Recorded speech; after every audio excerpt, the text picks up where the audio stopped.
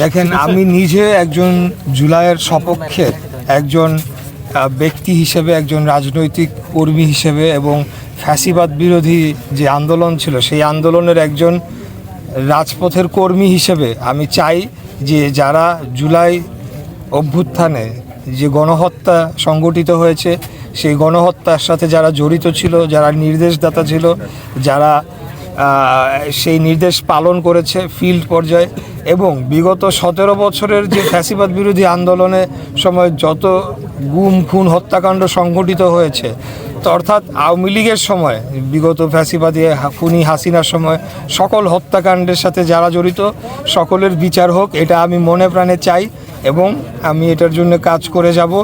আমি আমার জায়গা থেকে আমার সরকার প্রধানের সাথে এই বিষয়টি তুলে ধরে দ্রুততম সময় যাতে বিচার হয়, শুধু বিচার কাগজে কলমে হলেই হবে না, সেটা কার্যকরও করতে হবে।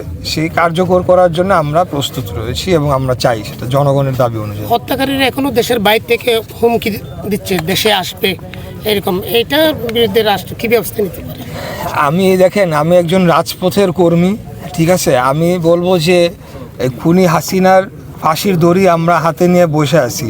সে আসবে, সে দূরের থেকে হম্বি তম্বি দিয়ে যাবে যে সে বাংলাদেশে আসবে, বাংলাদেশে এসে আবারও ফ্যাসিবাদ প্রতিষ্ঠা করবে। সেটা আমি মনে করি যে কেবলমাত্র তাদের রাজনৈতিক যে তারা যে বিলুপ্ত প্রায় হয়ে চলেছে সেটিকে কোনো রকমে জিয়ে রাখার জন্য এই ধরনের বক্তব্য তারা দিয়ে চলেছে।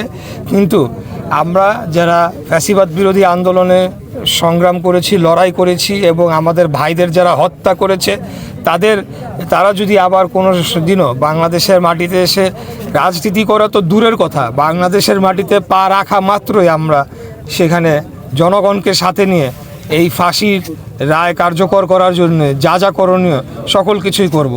আমি সহ কোটি কোটি লক্ষ লক্ষ যারা যুবক যারা এই আন্দোলনে শরিক হয়েছিল তারা এখনও জীবিত রয়েছে।